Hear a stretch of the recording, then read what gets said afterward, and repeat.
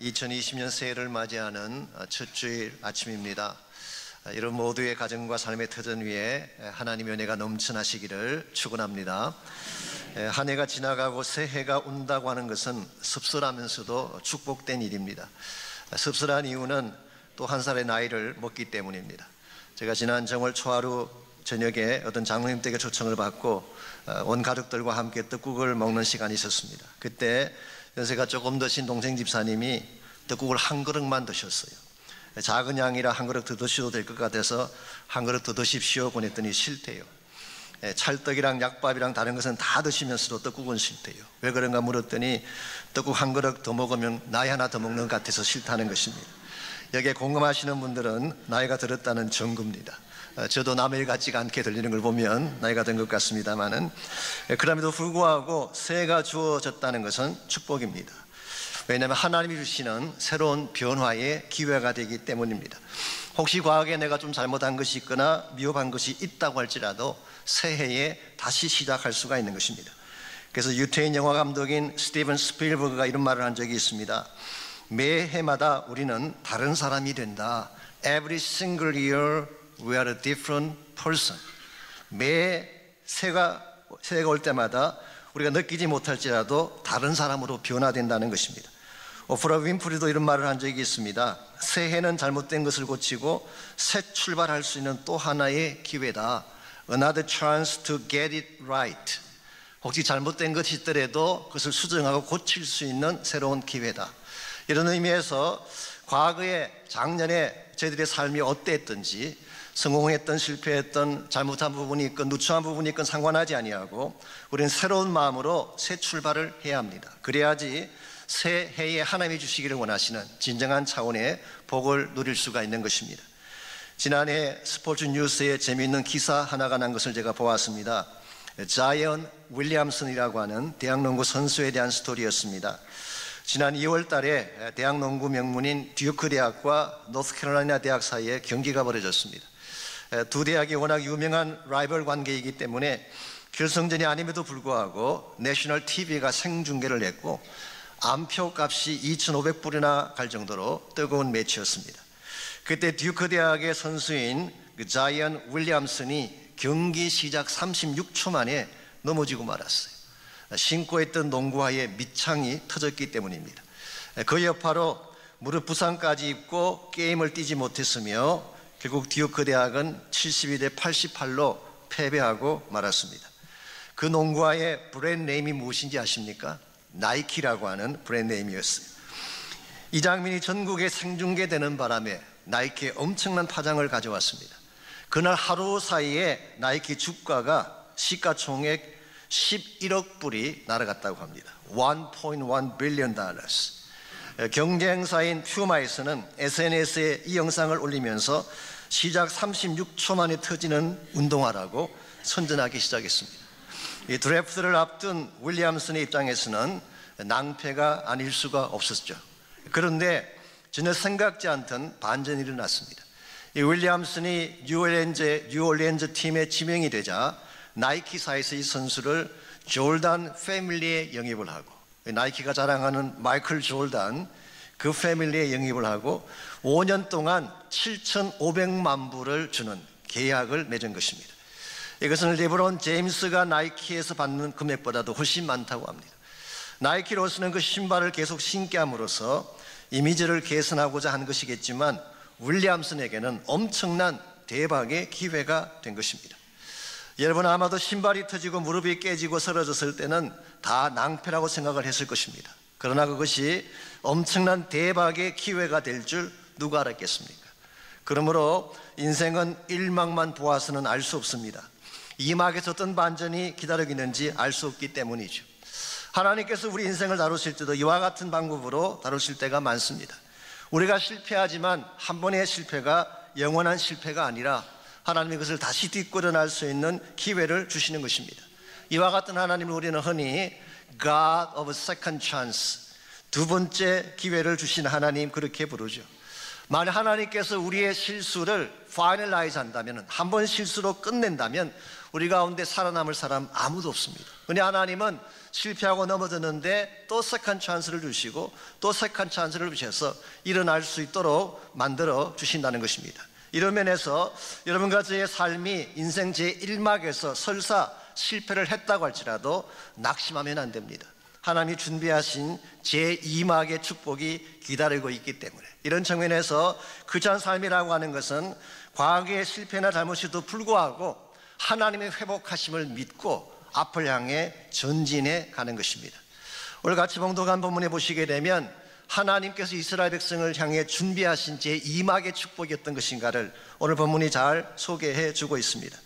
지난번 성구영신 예배 때 잠깐 소개해드린 것처럼 에스겔서는 바벨론 포로 중에 보았던 하나님 환상을 기록한 책이죠.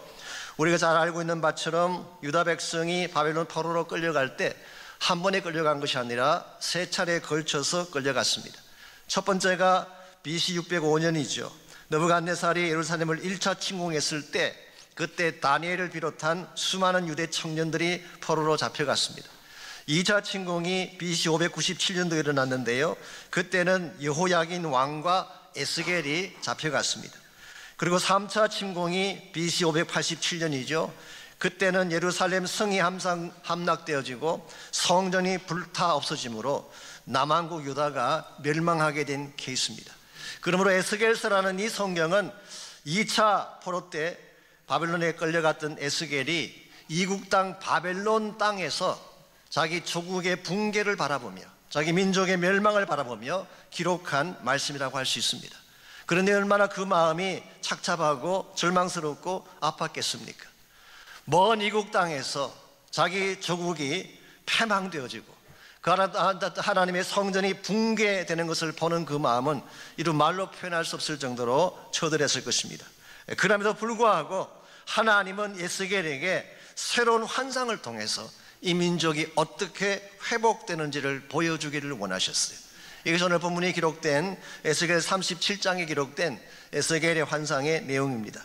오늘 1절과 2절을 잠깐 다시 보시면 환상이 어떤 것인가가 자세하게 소개가 되어 있습니다. 여호와께서 권능으로 내게 임재하시고 그의 영으로 나를 데리고 가서 골짜기 가운데 두셨는데 거기에 뼈가 가득하더라. 나를 그 뼈 사방으로 지나가게 하시기로 본즉 그 골짜기 지면에 뼈가 심이 많고 아주 말랐더라.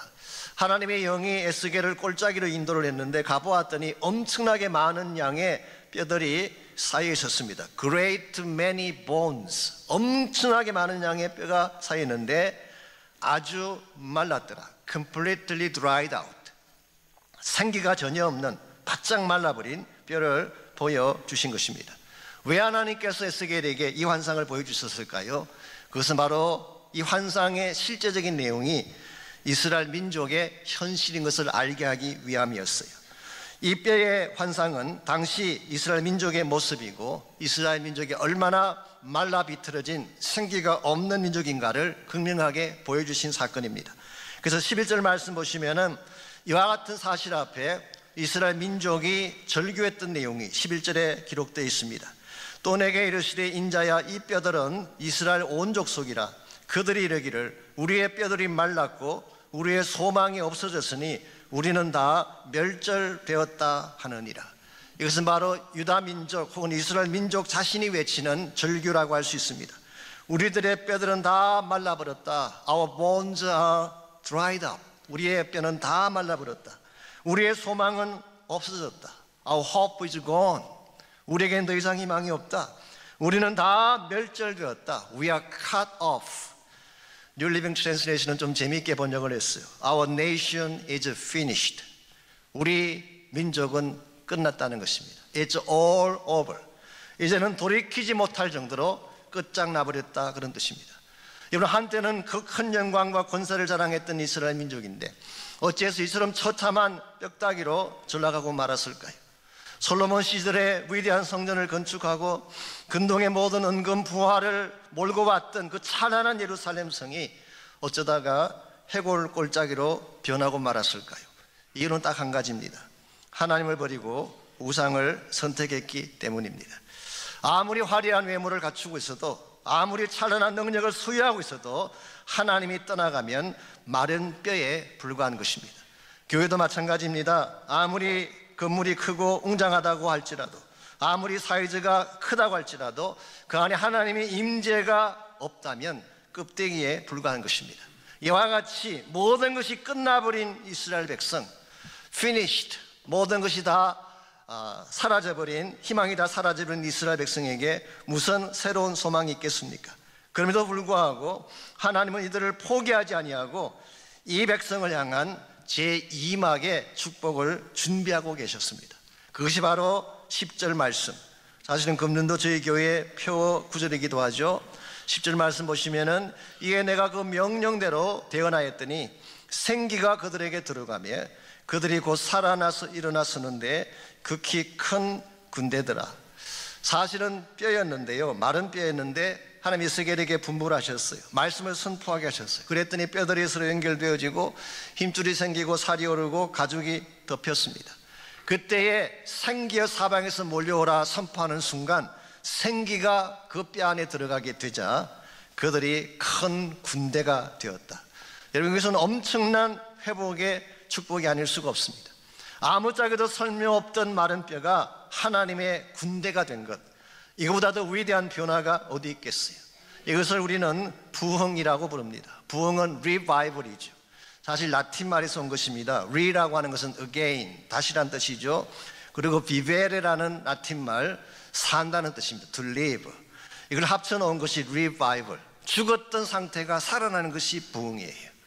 부흥이라는 숫자를 말하는 것이 아니라 우리 심령이 말라 비틀어진 상태에서 생기가 없었던 그 심령이 다시 살아나서 하나님의 군대가 되는 사건, 이것을 우리는 부흥이라고 부르는 것입니다. 저는 2020년 한 해가 여러분 개인의 삶에도 부흥이 일어나기를 바라고, 하나님의 없는 교회에도 부흥이 일어나기를 원하고, 저희 나라에도 새로운 부흥이 일어날 수 있기를 바랍니다. 우리 10년 가운데에 하나님이 떠나갔다면 다시 하나님의 임재가 필요해요. 생기가 말라버렸다면 하나님이 주시는 새로운 생명력이 필요합니다. 그래서 생기를 받고 하나님의 임재를 다시 경험하는 가운데에 더 이상 마른 뼈의 삶이 아니라 하나님 나라의 큰 군대가 되는 삶, 이것이 하나님이 여러분과 저에게 주신 새해를 향한 하나님의 비전이고 회복의 메시지라고 할 수가 있습니다.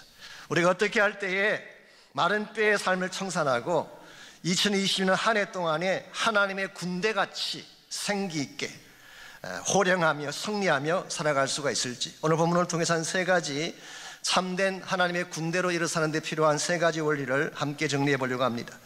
우리가 마른 뼈의 삶을 청산하고 하나님의 군대가 되려면 첫 번째로 자신의 무덤을 깨뜨려야 됩니다. 자신의 무덤을 깨뜨려야지 하나님의 군대로 일어날 수가 있는 것입니다. 우리가 생기가 없이 사는 이유가 뭘까요? 절망의 무덤에 갇혀 있기 때문에 그런 것입니다. 무덤은 아시는 대로 죽음의 장소입니다. 시신을 가두어 놓는 결박의 장소라고 할 수가 있습니다. 우리의 삶이 왜 무덤에 갇히게 됐을까요? 왜 우리의 삶이 밝고 빛나야 되는데 캄캄한 무덤에 갇히게 됐을까요? 그 근본 이유는 죄 때문인 것입니다. 우리가 죄를 짓는 순간 우리 스스로 결박을 당하게 되고 사망과 죽음의 권세 앞에 눌려서 무덤에 갇히게 되는 것입니다. 오늘 본문에 기록된 이스라엘 백성의 경우는 그들의 범죄함과 죄악 때문에 바벨론이라는 무덤에 그들이 갇혔어요. 그리고 역사적으로 이 무덤은 바벨론 포로를 의미하는 것입니다. 그들은 그들의 죄악으로 말미암아 사슬에 묶이게 되고 자유도 희망도 빛도 없는 바벨론 땅에서 스스로 자책하며 절망하며 살아갈 수밖에 없었어요. 이것이 오늘 본문이 말하고 있는 그들의 무덤이었어요. 여러분과 저의 삶에는 무덤이 없을까요? 우리가 잘 사는 것처럼 보이지만 우리를 결박하고 묶고 있는 많은 무덤들이 있어요. 어떤 사람은 탐욕의 무덤에 갇혀 살기도 하고 중독의 무덤에 빠져 있는 사람도 있고요, 두려움과 절망의 무덤에 갇혀서 꼼짝달싹 못하는 분들을 많이 발견할 수가 있습니다. 이와 같이 우리를 결박하고 우리를 꼼짝하지 못하게 만드는 이 무덤을 어떻게 깰 수가 있을까요?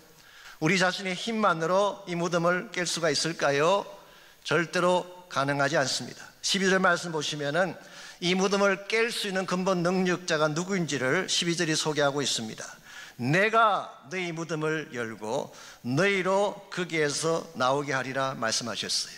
13절도 마찬가지 내가 너의 무덤을 열고, 여기서 말하는 내가 누구일까요?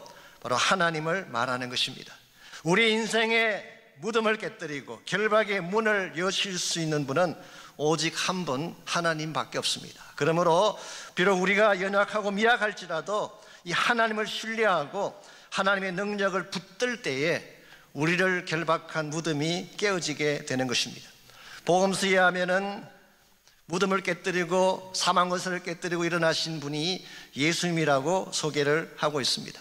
제가 알기로 인류 역사상 자기 능력으로 무덤을 깨뜨리고 나오신 분은 예수님 한 분밖에 없어요. 나사로도 그렇지 않는가 말할지 모르지만 나사로는 본인이 나온 게 아닙니다. 예수님께서 끄집어내 주신 것입니다. 인간 누구도 스스로의 힘으로 무덤을 깨뜨릴 자는 없습니다. 오래전에 뉴욕의 한 랍비 한 분이 예수님 흉내를 내느라고 자신을 무덤 속에 넣게 한 적이 있어요. 사흘 만에 나오겠다는 것입니다. 근데 아직까지도 못 나오시고 계세요. 사람이 무덤 안에 들어가면 죽는 것이지 어떻게 나오겠어요? 인간은 아무리 능력이 뛰어나도 무덤을 깰 수가 없습니다. 그런데 만일 여러분과 제가 부활의 주님을 만나게 되면 부활의 능력이 우리를 건져내어 주시는 것입니다. 그러므로 금년 한 해 동안에도 여러분이 어떠한 절망의 상황에 처할지라도 여러분의 힘으로 도저히 빠져나올 수 없는 절망의 무덤이 여러분을 장악할지라도 포기하지 마십시오. 부활의 능력이 내 안에 주어지기만 하면 얼마든지 무덤을 깨뜨릴 수가 있기 때문에, 제가 몇 년 전에 하와이를 방문했을 때에 그곳에 계시는 목사님 한 분이 본인이 쓰신 책을 선물로 주셨어요. 그 책 속에 이런 간증이 있었습니다. 어떤 여자 성도님 한 분이 몇 해 전에 갑자기 쓰러지셨는데 처음에는 감기인 줄 알았는데 증상이 점점 심해지는 것입니다. 병원에 가서 진단을 받아보았더니 임파선암 말기라고 하는 선고가 나왔습니다. 항암 치료를 받고 방사선 치료도 받고 했지만 회복이 잘 안 됐어요. 그러자 이 자매님 마음속에 두려운 생각이 찾아왔어요. 이러다 죽는 거 아닌가, 아니 이미 나의 인생은 끝난 것 아닌가라고 하는 생각이 자기 마음속에 파고 들어왔어요. 여러분, 이 생각을 누가 준 것일까요? 성령님은 절대 이런 생각을 주시지 않습니다. 이게 마귀가 주는 생각이에요. 마귀는 우리를 두렵게 만들고 우리를 낭망시키는 것입니다. 그래서 마귀가 주는 이 생각에 그냥 젖어 살게 되면 무덤을 나올 수가 없어요. 근데 이분이 예배 중에 하나님 말씀을 듣는 중에 고린도전서 15장 57절 말씀을 그분이 듣게 됐어요. 사망한 너에 이기는 것이 어디 있느냐, 사망한 너에 쏘는 것이 어디 있느냐, 우리 주 예수 그리스도로 말미암아 우리에게 이 힘을 주시는 하나님께 감사하노라. 이 말씀을 듣는 순간 이 말씀이 그분의 가슴속에 깊숙이 파고 들어왔어요. 그때 그는 결심합니다. 내가 이 말씀을 붙잡자. 여러분, 이게 예배의 힘이에요. 예배는 그냥 드리고 돌아가는 시간이 아닙니다. 하나님 말씀을 붙잡는 시간이에요. 하나님의 선포의 말씀을 붙잡게 되면 그 말씀이 나를 살려내는 것입니다. 그래서 이 자매님이 그때부터 이 말씀을 마음에 새기고 이 말씀을 선포하며 기도하기 시작했대요. 맞습니다. 사망한 너의 이기는 것이 어디 있느냐, 너의 쏘는 것이 어디 있느냐, 나는 예수의 이름으로 나았다, 보혈로 승리했노라, 사망한 물러갈지어다. 그 후로부터 치료받을 때마다, 간호사가 주사 바늘을 꽂을 때마다 이 말씀을 계속 선포했더니 어떤 역사가 일어났을까요? 6개월 뒤에 완치가 되어지고요, 이 일을 통해서 믿지 않던 남편과 시댁 식구까지 예수를 믿는 놀라운 역사가 일어났다고 합니다. 사랑하는 성도 여러분, 부활의 능력은 실제하는 것입니다. 가상적인 파워가 아니에요. 실제적인 능력.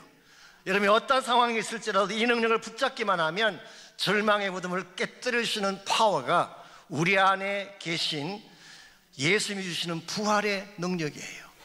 저는 저희 교회 예배가 부활의 능력이 있는 예배가 되기를 간절히 원합니다. 여러분, 우리 교회가 금년 한 해 동안 정한 기도 제목 중에 넘버원 기도가 뭔지 아세요? 부활의 능력이 있는 예배를 만들자. 모일 때마다 성령의 임재가 가득 차고 부활의 권세와 능력이 나타나게 된다면 예배가 여러분의 삶을 바꿀 수가 있어요. 낙심됐던 인생을 다시 일으켜 세워서 뛰게 할 수 있는 능력이 부활의 능력에 있는 것입니다. 이런 면에서 2020년 한 해는 여러분이 예배 오실 때마다 부활의 능력을 경험하시기를 축원합니다. 부활의 능력 가운데 꼭 승리하셔서 하나님 나라 군대같이 사시는 한 해가 될 수 있기를 바랍니다. 이와 같이 우리가 마른 뼈의 삶을 청산하고 하나님 군대가 되려면 부활의 능력도 필요하지만 두 번째로 필요한 것이 성령의 능력입니다. 즉 성령의 생기를 받아야지 하나님 군대처럼 다시 일어날 수가 있는 것입니다. 14절을 보십시오.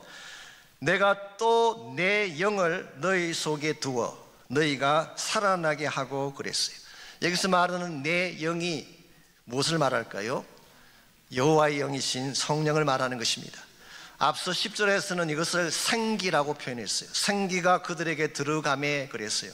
근데 사실은 생기라는 말이나 나의 영, 성령이라는 말이나 같은 말입니다. 왜냐하면 생기라고 번역한 히브리 단어가 루하라고 하는 단어인데요. 루하, 이것은 breath, 숨이라고 번역할 수도 있고 바람, wind라고 번역할 수도 있고 혹은 spirit, 그렇게 번역할 수 있는 단어. 일반적으로 구약 성경에서 이 성령을 대표하는 히브리 단어가 루하예요. 루하. 그래서 하나님이 생기를 너희 속에 넣어서 살게 하겠다 이 말이나 내 영을 너희 속에 두어 살게 하겠다 같은 것입니다. 이 성령의 능력은 살리는 능력이 있어요. 생기를 부어주는 능력이 있는 것입니다. 한 가지 흥미로운 사실은요, 에스겔이 하나님 명령을 대언했을 때에 7절과 8절을 보시면은 그 말씀을 대언하자마자 이 뼈 저 뼈가 서로 연결되어지고 그 뼈에 힘줄이 생기고 살이 오르며 그 위에 가죽까지 덮였다고 했어요. 즉 형태는 사람의 모양을 갖춘 것입니다. 근데 한 가지 문제가 있어요. 그 속에 생기는 없더라. 이 부분이 굉장히 중요한 포인트라고 생각합니다. 외형을 아무리 잘 꾸며놓아도, 외형이 아무리 그럴듯해 보여도 그 안에 생기가 없으면 이건 죽은 거예요. 살아있는 군대가 될 수가 없는 것입니다. 미국의 TV 시리즈 중에 워킹 데드이라고 하는 유명한 일종의 사실 공포 영화죠. 좀비 영화입니다. 좀비 아포칼립스 드라마라고 하는데요. 워킹 데드, 그런 TV 시리즈가 있어요. 이 사람들이 움직이고 걸어다니고 하는데 죽었어요. 이 죽은 자들이, 좀비가 걸어다니는 것입니다.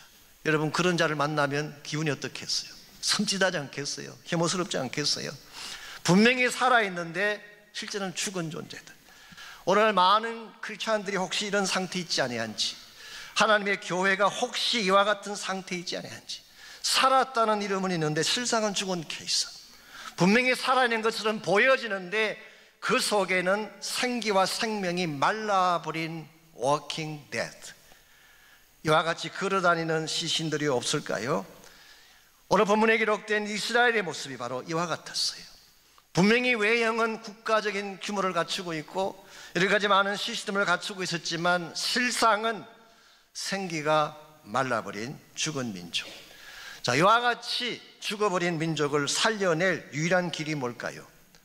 오늘 본문 말씀에 의하면 다시 성령의 생기를 받는 것입니다. 우리의 심령 가운데에 성령께서 다시 임재하시면 우리 안에 있던 모든 어둠의 권세가 떠나가고 우리를 지배했던 악한 영들이 떠나가고 밝고 빛난 인생으로 변화되는 것입니다. 이런 의미에서 우리에게 정말 필요한 것은 재력이나 지성이 아니에요. 오늘 하나님의 교회에 정말 필요한 것은 기발한 프로그램이나 시스템이 아니라 성령 받는 것입니다. 우리의 마음이 성령으로 가득 차면 다른 것 아무것도 없어도 기뻐할 수 있기 때문에 우리의 환경이나 조건에 상관없이 성령이 나의 마음속에 가득 채워지게 되면 찬송하게 돼 있어요. 신령한 노래를 부르며 감사함으로 하나님을 높이게 돼 있어요. 우리 안에 혹시 디프레션이 있나요? 우울증이 있나요? 성령이 내 안에 임재하시게 되면 우울증이 떠나갈 줄 믿습니다. 성령은 살리는 생명의 영이기 때문에. 지난 땡스기빙 데이 때 카자흐스탄에서 그 사역자들 여러분이 오셔서 같이 교제를 나누었던 기억이 있습니다. 여러분께서도 보셨습니다마는 그분들과 교제를 하면서 느낀 것이 한 가지 있습니다. 그분들의 얼굴을 보면 참 밝고 명랑해요. 제가 카자흐스탄을 3번 선교하기 위해 다녀왔는데요, 갈 때마다 느끼는 것이 그것입니다. 그분들은 특별히 고려인들 별것 아닌 것 같은데 박장대소하고 웃고 박수치고 막 그래요. 어떤 때는 제가 말하게 되더니 먼저 웃는 바람에 당황한 경우도 많이 있어요. 벌써 웃으려고 막 작정하는 것입니다. 어떻게 하면 웃을까라고 생각하는 사람. 그래서 제가 한번 그것 현지 선교사에게 물어봤습니다. 원래 이분들이 이런 민족입니까? 물었더니 아니래요.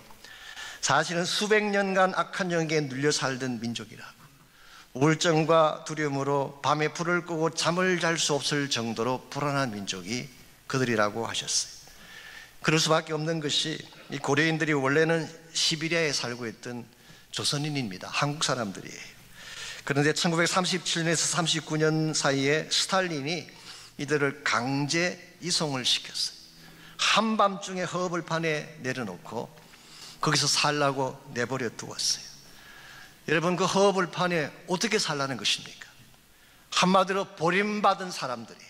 그래서 그들은 그 사악한 환경 속에서 마음의 한을 품고 원통함을 품고 살아왔던 사람들이기 때문에 결코 밝고 빛난 얼굴을 취할 수 없는 분들이에요. 그런데 어찌해서 그 사람들이 그렇게 밝고 박수치며 웃으며 살 수 있었을까요? 이유는 딱 한 가지, 복음 때문이에요. 예수님이 그 안에 들어가시게 되고 그 결과 성령께서 그 안에 내주하시는 순간 주의 영이 임하는 곳에는 어둠이 떠나가게 돼 있어요. 원한과 상처가 떠나가게 돼 있어요. 여러분이 정말 2020년 한 해 동안에 여러분 개인의 삶의 기쁨을 누리기를 원한다면, 여러분 가정의 모든 고통과 아픔이 다 떠나가고 가정이 화목하고 빛난 가정이 되기를 원한다면 성령의 생수를 공급받으시기를 바랍니다. 성령이 임하셔야지 비로소 우리 심령이 회복되는 것이고 감사와 기쁨이 넘치게 되는 것입니다. 이와 같이 마른 뼈와 같았던 우리 인생이, 즉 실패함으로 1막의 실패를 경험했던 여러분과 제가 하나님이 준비하신 제2막의 축복, 군대같이 일어나는 축복을 누리려면 우리 인간의 능력만으로는 안 됩니다. 첫 번째로 필요한 것이 부활의 능력이에요. 무덤을 깨고 나오려면 부활의 능력이 필요합니다. 두 번째가 성령의 능력이 있어야지 생기와 기쁨을 누리게 되는 것입니다. 마지막 세 번째로 필요한 능력이 비전의 능력입니다. 여러분이 건강한 비전을 가져야지 참된 회복을 향해 나아갈 수가 있습니다.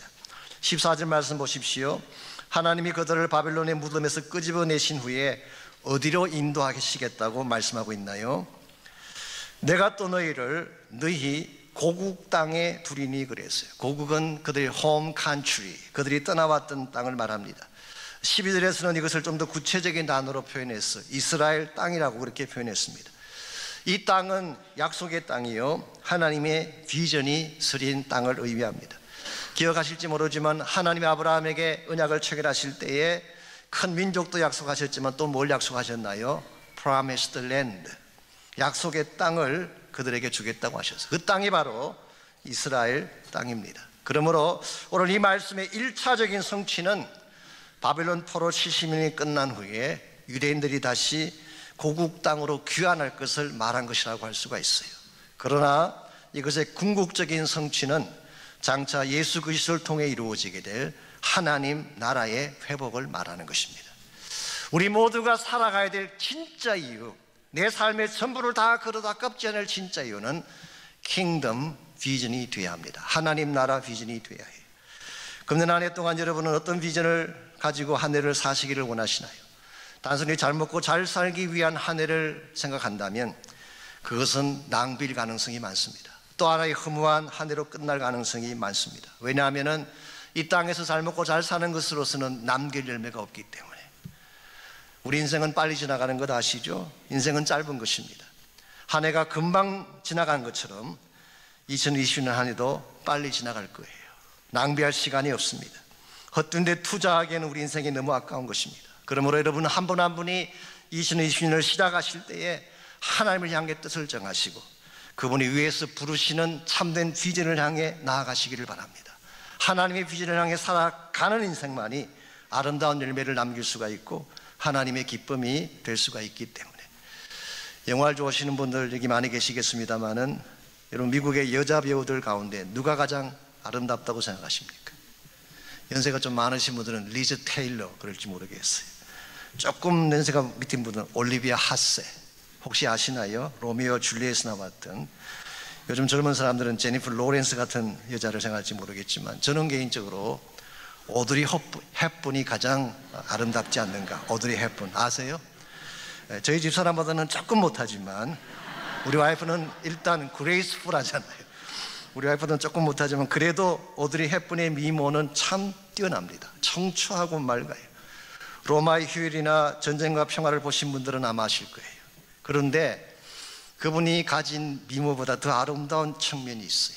그게 뭐냐고 하면 그녀가 말년에 보여주었던 사역입니다.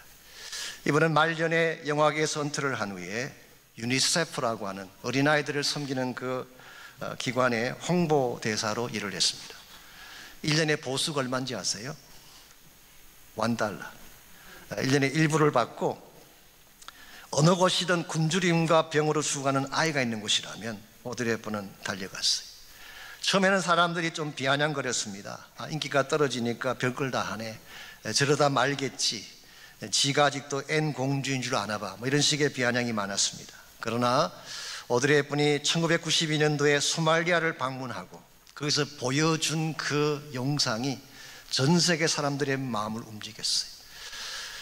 오드리 헵번이 소말리아에 도착을 하고 마을 공터를 갔는데요, 구석에 수많은 자루꾸러미가 있었어요. 호기심 어린 눈으로 원주민에게 저게 뭐냐고 웃으면서 질문을 했을 때 그녀는 귀를 의심하지 않을 수가 없었습니다.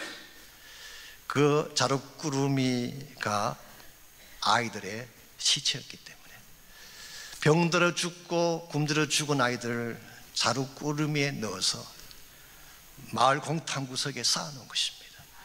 이 충격적인 현실 앞에 오드리 헵번이 앉아서 통곡하며 우는 장면이 전 세계에 방영이 됐어요. 그리고 그 순간부터 죽는 순간까지 그는 소말리아 어린아이들을 위한 사역을 했고, 나중에 본인이 대장암 말기 진단을 받고 3개월밖에 남지 않았을 때도 그는 그 사역지에 가서 그 사명을 감당했습니다. 이분이 세상을 떠나기 직전 마지막 크리스마스 날 그의 아들 앞에서 남겼던 유명한 시가 한 편이 있습니다. 만일 여러분들이 오드리 헵번처럼 아름답게 살기를 원한다면 이 시를 한번 실천해 보시기를 바랍니다. 아름다운 입술을 가지고 싶으면 친절한 말을 하라. 사랑스러운 눈을 갖고 싶으면 사람들에게 좋은 점을 보아라. 날씬한 몸매를 갖고 싶으면 너의 음식을 배고픈 사람과 나누어라. 아름다운 머리카락을 갖고 싶으면 하루에 한 번 어린이가 손가락으로 너의 머리를 쓰다듬게 하라. 내가 더 나이가 들면 손이 2개라는 것을 발견하게 된다. 한 손은 너 자신을 돕는 손이고 또 다른 한 손은 다른 사람을 돕는 손이다. 그는 이 말을 아들에게 남기고 그리고 한 달도 채 되지 않는 1월 20일 63세로 세상을 떠났습니다. 이와 같은 인생이 뷰티풀하지 않아요? 우리 외적인 뷰티라고 하는 것은 일순간적이에요. 젊었을 때 아무리 빛난 미모를 가졌다고 할지라도 그 미모는 오래가지 않습니다. 그러나 우리의 삶을 통해 남겼던 뷰티, 그 아름다움은 영원한 가치를 갖는 것입니다. 저는 여러분 한 분 한 분이 2020년 한 해 동안에 그저 왔다 가는 인생이 아니라 정말 이와 같이 아름다운 열매를 맺는 한 해가 될 수 있기를 바랍니다. 하나님은 우리에게 한 해라고 하는 큰 기회를 주셨어요.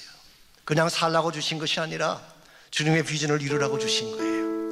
하나님 나라 꿈을 성취하고 수많은 자들에게 이 복음의 생수를 나누라고 하나님은 2020년 한 해를 주셨어요. 2020년 한 해 저희 교회 표가 뭐죠? 그 능력으로 채우소서입니다.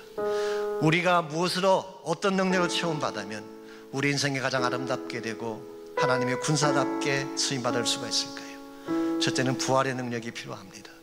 여러분 가운데 혹시 절망이 있거나 질병이나 고통 가운데 신음하는 분이 혹시 계신다면 부활의 능력을 꼭 소유하시기 바랍니다. 여러분 안에 계신 그 예수님이 부활의 능력자예요. 두 번째로 성령의 능력이 필요합니다. 생기와 기쁨과 감격이 넘치기를 원한다면 환경을 바꿔서 될 문제가 아니라 내 마음 중심에 성령이 임하셔야 됩니다. 무엇보다 비전의 능력을 갖고 사십시오. 하나님 나라를 꿈꾸고 복음의 성취를 꿈꾸고 주님 앞에 남길 가장 아름다운 생명의 열매를 위해 달려가는 한 해가 되셔서 하나님께 영광을 돌리시고 여러분 삶에도 보람이 넘치는 귀한 새해 되시기를 주의 이름으로 축원합니다.